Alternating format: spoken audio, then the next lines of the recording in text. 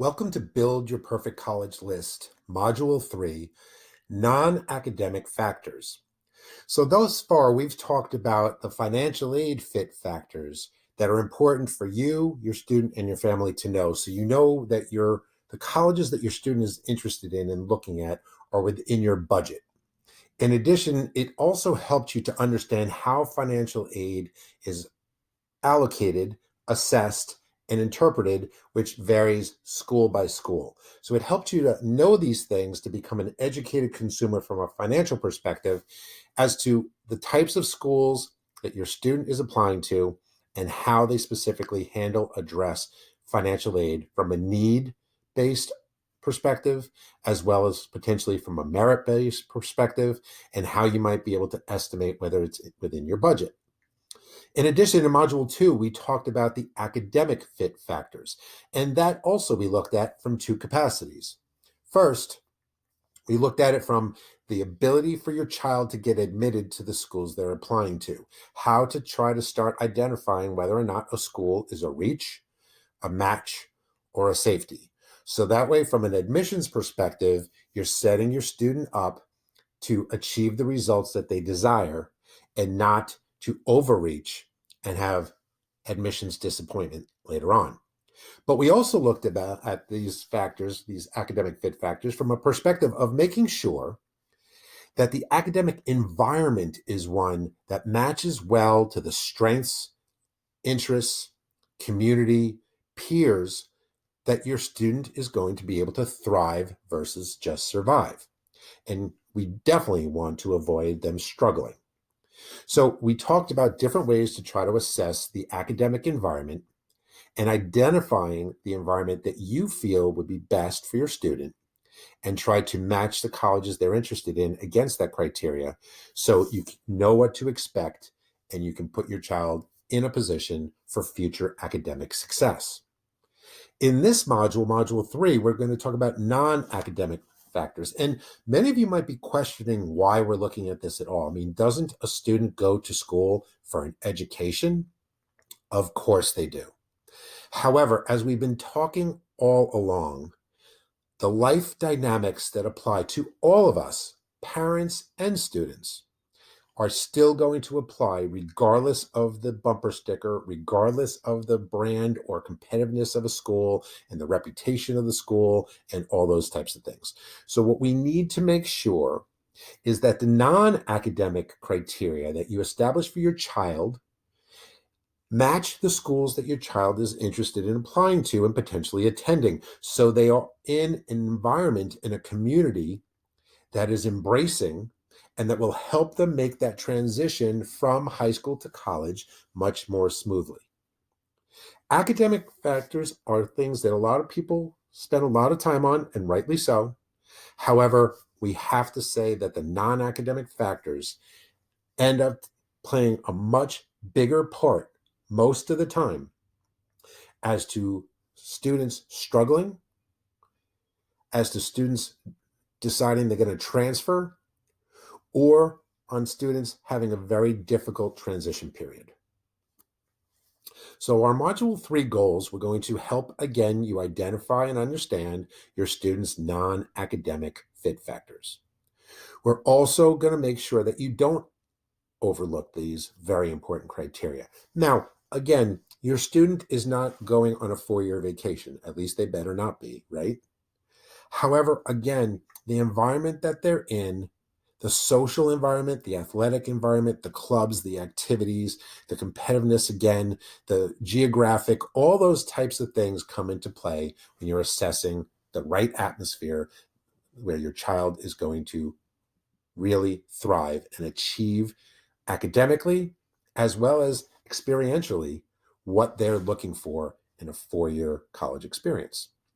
We again want to encourage you to talk about these fit factors with your student, with your family. Make sure everybody's on the right page and the same page so that way you can start looking deeper into this. And we've said throughout, and we're going to continue to do this, our goal as a student, but our goal as parents is to have a happy child, because a happy child is a successful child. And the social atmosphere, their friend group, the geography, athletics, the in-state versus out-of-state population, which can set the tone for the community that they're going to be in, are all key to putting your student in a position to achieve the results that they desire. Big mistakes are made here, so let's talk about a few. One is applying to colleges without even addressing the college atmosphere. A lot of times, again, this is an overlooked component. We want to make sure that you don't make that mistake as well. Again, using ratings and rankings to create your college list. You're seeing an ongoing theme here, correct?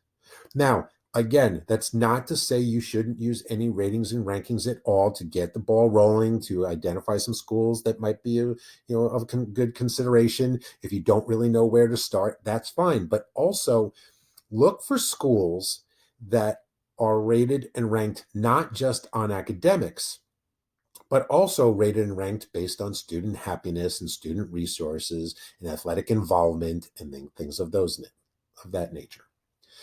Again, another consistent theme is letting bumper sticker envy drive the college list creation. Again, a bumper sticker does not shield your student from having potentially, unfortunately, it happens, maybe a bad roommate experience.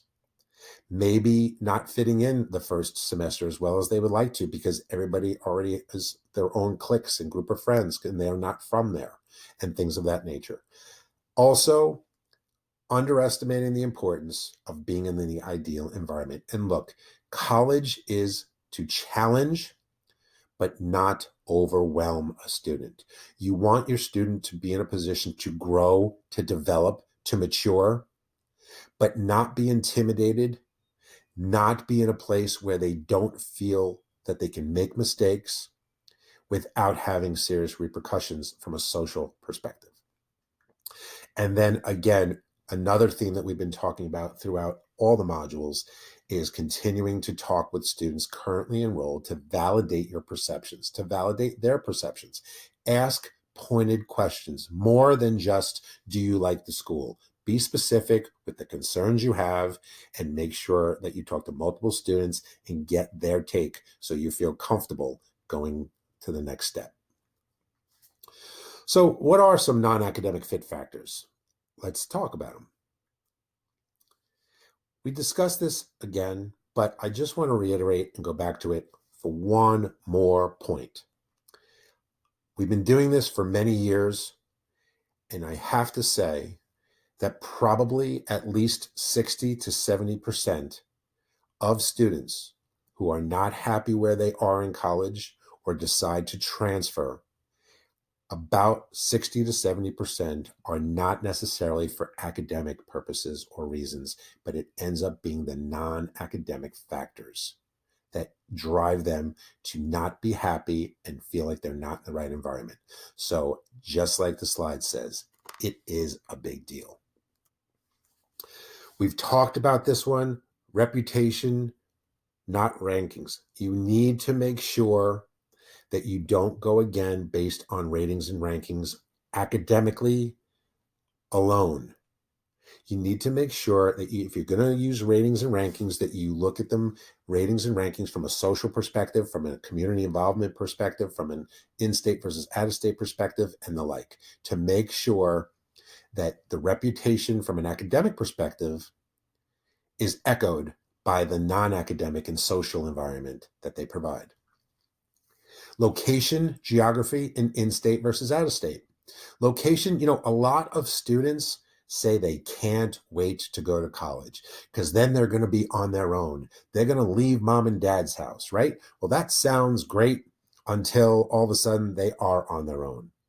So make sure they understand. Now, again, lots of kids do great on their own, but a lot of kids also are a little bit too aggressive in this arena and don't understand that the location of where they are, on campus, off campus, does the school even have a campus? And location and proximity to home could definitely impact their ability to make the transition successfully. Geography. If your student is leaving the region and going to a different one, for example, going from West Coast to East Coast, going from Northeast to South, going from South to Midwest, Every region is different culturally, religiously, and all the other settings that you can possibly imagine. So therefore, many students say they want to go down south or out west to school because of the weather. And why I definitely understand that. There is a different dynamic. There's a different type of student sometimes than what they might be used to going to a school in a different region. So that transition, again, could be a little bit challenging, and you need to be aware of the temperature of that campus and that school and that region, and make sure that your students' expectations are realistic. In-state versus out-of-state mix is very important as well. If you look at a school that has a large number of in-state students, that's all well and good. However, if you are an out-of-state student attending that in-state school, you can be the odd person out initially. You have to understand that many of these kids may have gone to elementary school, middle school, high school, and now college together. They already know their friend group. They already have their cliques. They already know what fraternity or sorority they're going to rush. And you are now, as a potential out-of-stater, you now need to try to get into those cliques and groups. And it'll happen, but you need to understand that it might be a little bit of a longer process to make it happen. It's not a quick fix. Size of the school, of classes, of programs, very, very important. Cannot tell you how many students say, I want to go to a school that's bigger than my high school. And I get that, and I understand that. But going from a class where you have 14, 22, even 30 people in a classroom, to now a class where you have 150, 250, 400, 700 kids in a class could be culture shock. It sounds great sometimes until you're actually in it. So it's very important for the student to understand how that affects them. The size of the school can provide a lot of great opportunities, but also can minimize their ability to stand out and their ability to get acclimated quickly. Living accommodations, on campus, off campus. Is housing guaranteed? There are some schools, due to development and growth, that they put students up in a hotel that may not be on campus. You feel detached from the school. That may not be an ideal environment for your child. Social and cultural environment, we talked about that a little bit as far as the region and change in region. But also, even you can tell whether a school tends to be collaborative or competitive from a social perspective, as well as what we talked about in Module 2 from an academic perspective. Everybody knows most likely what a Greek system is. Those are fraternities and sororities. But is it a big deal at the schools your student is considering, or is it just something that's offered? Your student might be interested in it or think that they are, but don't want pressure to have to or feel like they have to participate in order to have a social life. It also can be fairly competitive depending on the school. It's not an automatic acceptance. Campus versus none. Does your student have a view and a vision as to what the school is supposed to look like? It's enclosed, it has the nice gates, and you feel very secure? Or is it a school that's out in the middle of nowhere, might blend in with the surrounding area? It might be in a city and also blend in with the surrounding area. Extracurricular activities. Many of you may have students who are very, very busy outside of their academics, in sports, in clubs, in dance, in performing arts, in music, and in other things. Going to college could be a major transition in that respect, because if you don't continue to have involvement in those extracurricular activities, you can have a lot of free time on your hands, and that's not always a good thing. But even extracurricular activities can be more competitive than you think. The process is not necessarily come all, serve all. So it's important to understand what kind of extracurricular activities are offered and whether or not your child will be able to participate. Affiliations are most common around religious affiliations.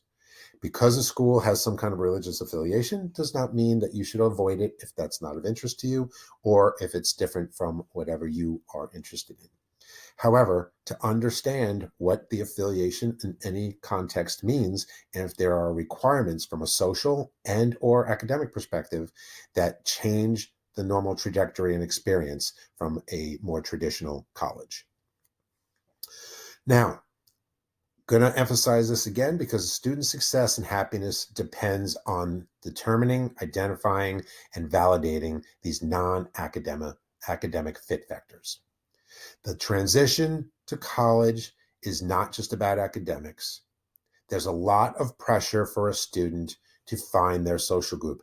You have to remember, students go from being a high school senior where they're king or queen of the roost, big person on campus, all of a sudden having to start all over again in a place where nobody really knows them and they don't really know too many people, and they're also low person on the totem pole.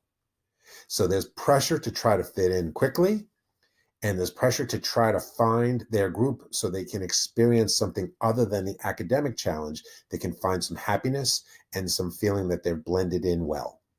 So the pressure to find a student's group can be alleviated a little bit if you do your homework in identifying these non-academic fit factors and then validating the schools that your child's applying to actually have those kind of criteria. With what we talked about before relative to extracurricular activities and club involvement, a lot of times extra free time might not be a great thing. So self-regulation is key. Remember, right now your student goes to school Monday through Friday, most likely, starts early in the morning, ends middle of the evening, and then maybe has homework and then has to start all over again the next day. In college, that's not necessarily the case. They could have classes only on Tuesdays and Thursdays and start at 2 p.m. What do they do with all that extra free time? Sticking with a routine, having options that meet their interests, and being able to be accepted into those activities so they can get proactively involved can definitely help them make better decisions and add to their friend group and take a lot of the pressure off. And being in the ideal environment, not just academically, but also from a social and community perspective, is key and sets the stage for future success. We discussed this in Module 1, but we don't have to tell you that college is expensive. But to really get the best return on investment, a lot of times it's not just the academic environment. It is also the non-academic fit factors that count just as much. It's the network, it's the resources, it's the relationships with professors, with students, with clubs and groups and organizations that offer and present opportunities that they wouldn't have had before. Being in the right environment is going to help your student to get the most out of their college experience and therefore hopefully put them in the best position to achieve the results that they want post-college. So let's talk a little bit about non-academic fit factor impacts. All transitions, think about it as an adult or as a student where you've had to make a transition or a change in your life. Even in a perfect environment, sometimes change is difficult. So we want you to talk about these and address these non-academic fit factors to try to, again, minimize the number of surprises that could potentially be unpleasant and try to find the best environment for your child to make a successful transition from high school to college. Many emphasize, again, academic reputation and rankings too much. Take the ratings, the rankings, the reputation beyond academics and look at it against the criteria you, your student, and your family have identified as being critical.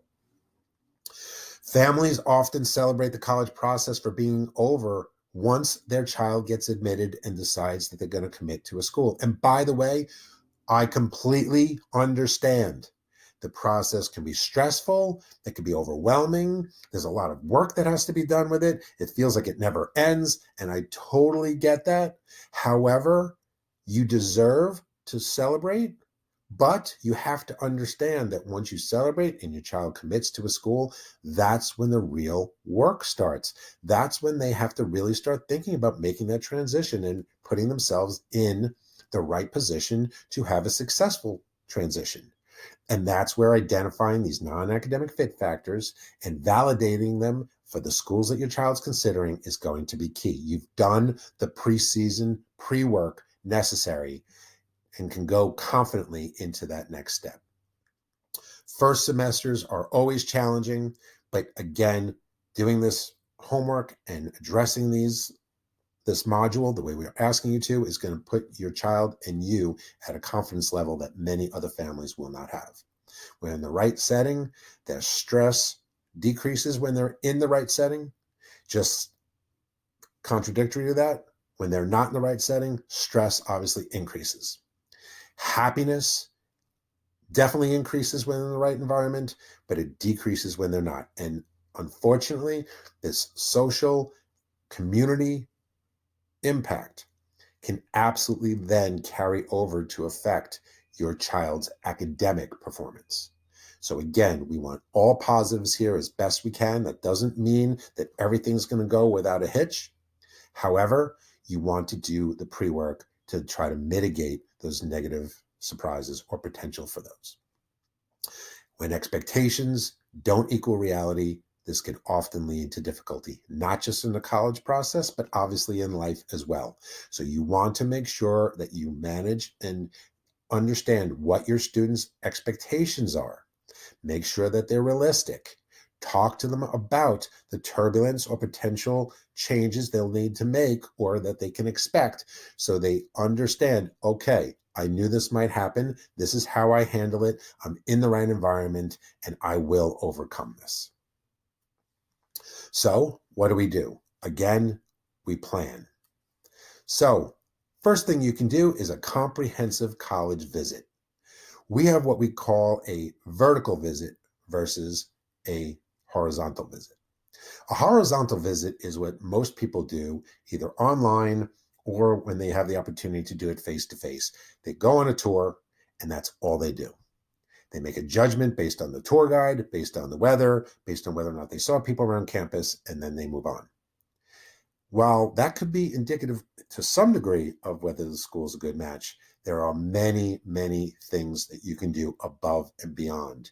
We've been talking all along in Module 1 and Module 2, the importance of talking to people on campus, but also talking to the resources provided at the campus. Admissions, financial aid, head of a department, career placement, special services. You need to do a deeper dive to really get a feel of what the atmosphere is like and make sure that your needs or your students' needs will be met. Attend virtual and on-site college events. Definitely important. Not everybody gets to go visit physically every single school they apply to. Families are very, very busy, have multiple kids oftentimes to attend to. Most of the time have dual income earning parents, and kids are busier than they've ever been. Not to mention, to visit all those schools, especially if they're geographically in a different region, can be very expensive. You can do virtual visits, virtual tours, but also make sure you do virtual online info sessions, information sessions, admissions sessions. Do some sessions that are also provided by a specific academic department. Make sure you do a thorough visit online. In addition, if you do get a chance to go to physically visit a campus, don't just do the tour and go home. Stop in at the student center. Stop in at the cafeteria. Go to an event, a game, some kind of promotional event, some kind of community service event, and get a feel for what the school is like when they're not in the classroom. And make sure it's an environment that matches the personality and the interests of your student. Throughout each module, we've talked about the importance of speaking to students, and you need to speak to as many as possible. That could be done via virtual chat online. That could be done if you know students who are attending the schools or school that your child's interested in, who are local to you. And obviously that can also be done if you are actually on campus.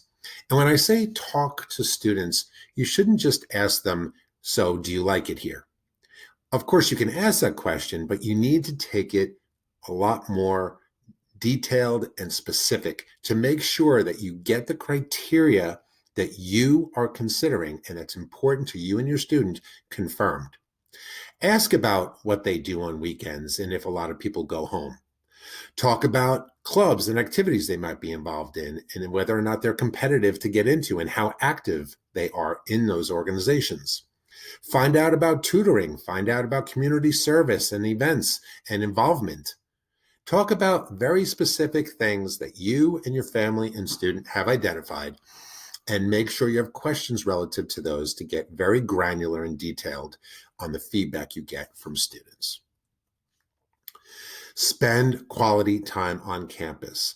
Very, very important. And by the way, we talked about this a little bit already. Go to the student center, go to the cafeteria, attend an event, and definitely get a feel for what the community and what the students and what the socialization is within a campus. But you'll also have an opportunity if you don't get to visit the school before your child applies. If you go through the steps that we've been teaching you throughout this whole program, you'll have a good idea as to whether or not the school is a good match for your child on a financial, academic, and non-academic basis. But after your student gets accepted, you will absolutely be invited to accepted student days.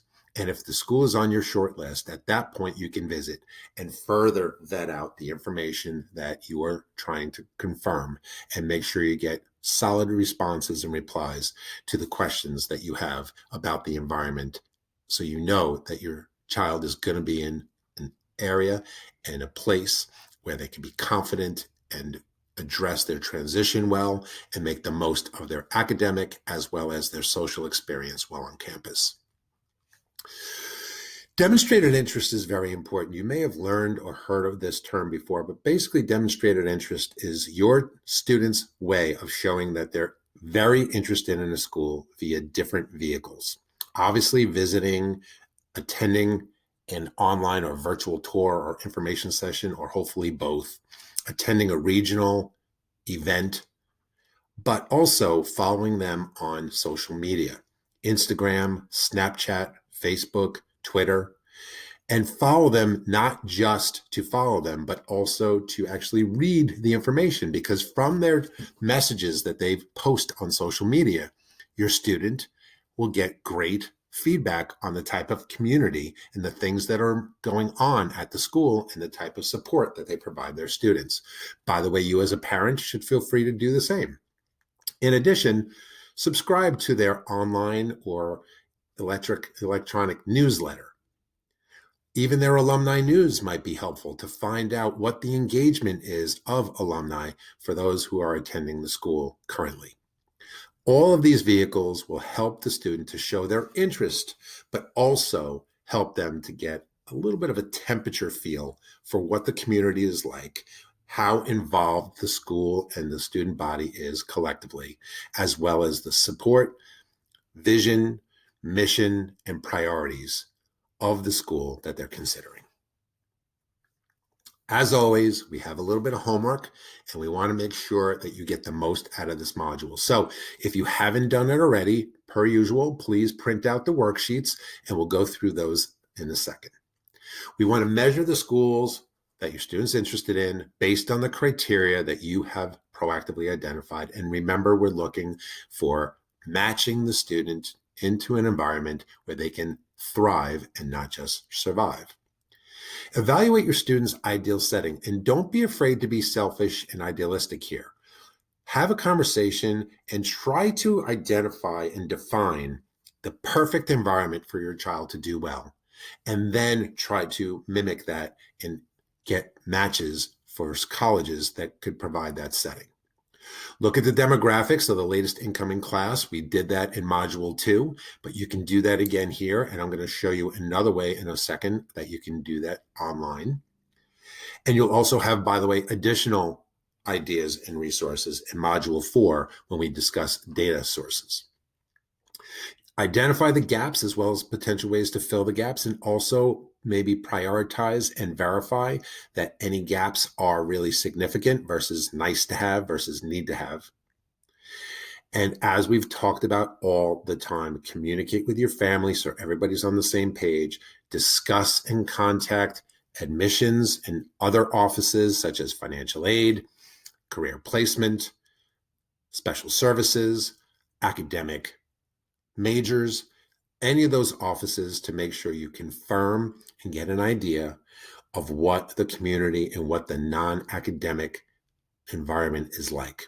And again, talk to as many students as possible before your student applies.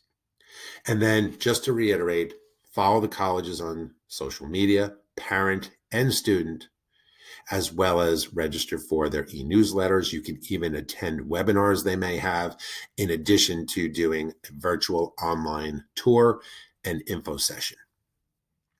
Now, we're going to talk about here, give you some ideas on how you can take this a step further. So first off, in the actual worksheet, you'll see that we took a shot at putting some things together, and this is not exhaustive in its listing. You can obviously change this, modify this, edit as much and as little as you like.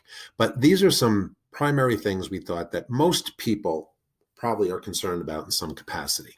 So please write down in each one of these columns and boxes the things and the attributes that are most important for you, your student, and your family when you're looking for colleges. Then after that, you go to the second page here, and by school, you will rate each of those characteristics for that specific school. And again, we recommend a 1 to 4 scoring range, so that way you can lean towards a more positive or potentially a more lacking number instead of picking the one in the middle. Then once you add the numbers together, you'll have a quantified way of measuring in some capacity how the schools measure up to the criteria that you, your family, and your child have identified as critical. And then also, we want to make sure you go through this checklist, and you should have a good, firm handle on what the answers are to every one of these questions before you move on to the next module.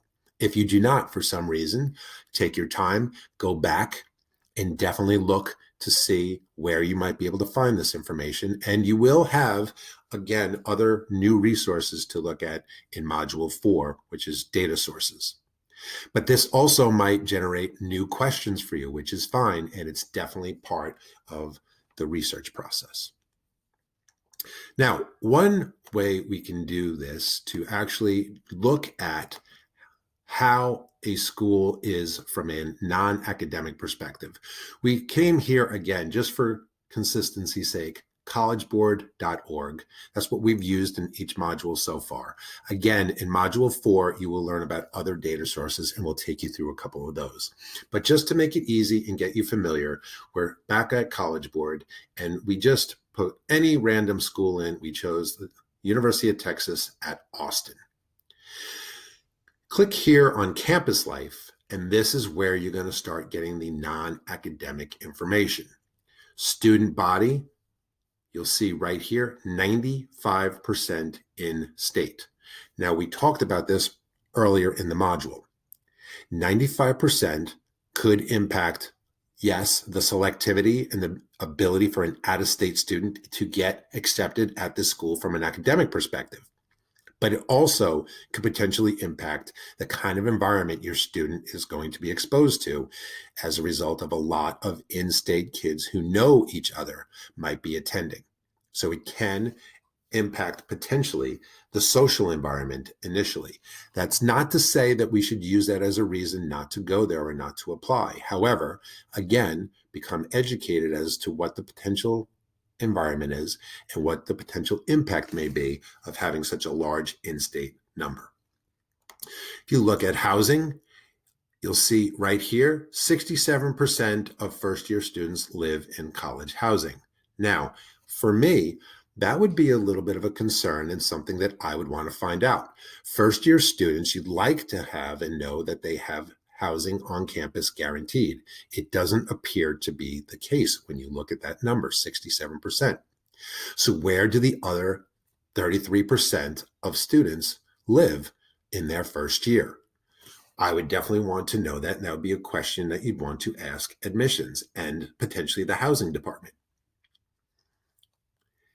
When we click on activities, everything with a red check is provided at this university. You'll see there's nothing missing. A lot of large universities do have a lot to offer in this capacity.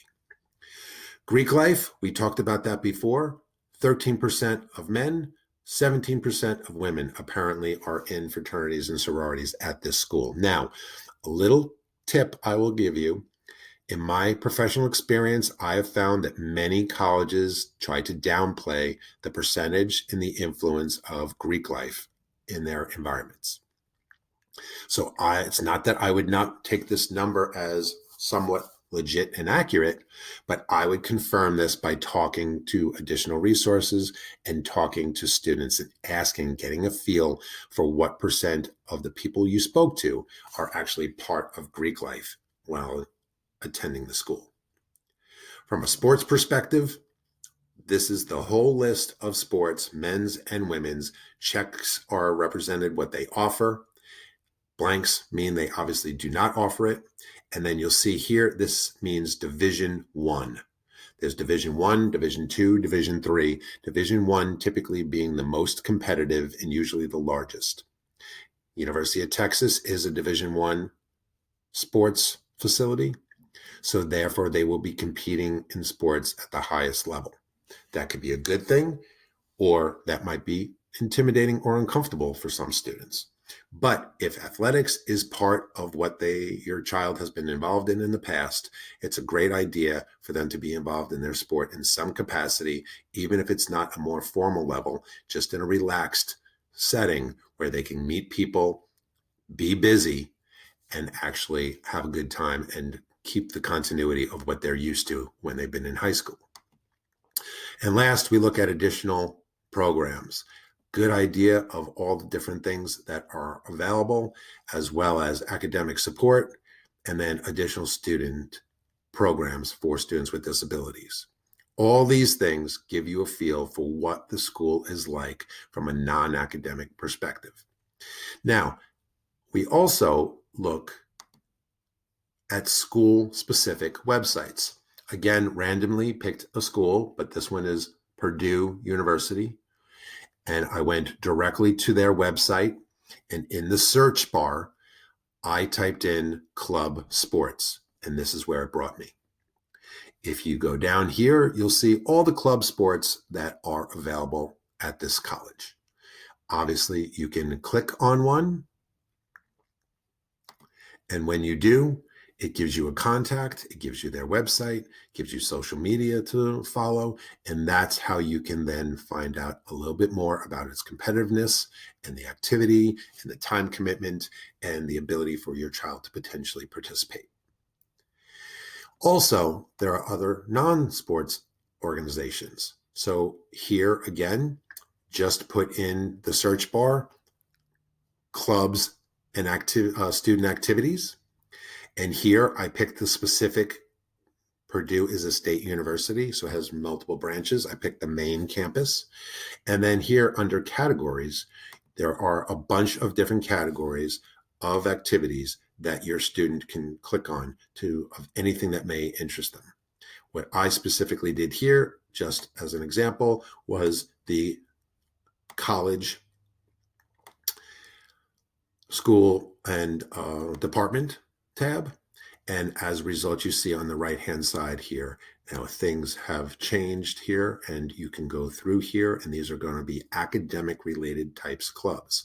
You can go here again and look at anything else, community service and civic engagement, maybe take away the academic specifics, and then you can see what those types of programs are. Adopt a grandparent, some fraternity, sorority type programs, and the like. So every school, their website is a little bit different. But you can definitely navigate and take some time to find out from a socialization standpoint and a non-academic perspective what colleges will provide as options for your student. So take your time, fill out the worksheets based on the criteria that you, your family, and your student has identified. Do some of the research, go to the school specific websites, as well as look initially on College Board and find out how you can get confirmation of the criteria that's important to you. And also maybe list some additional questions you may have regarding that. And then when you move to Module 4, the data sources, you might have even more additional ways to vet out that information and try to confirm that you're on the right track of matching that school to your child. So they're set up for, again, a great experience, academic success, and social thriving. Good luck, enjoy, and feel free to come back to this module multiple times as your criteria change, as well as your students' college list changes.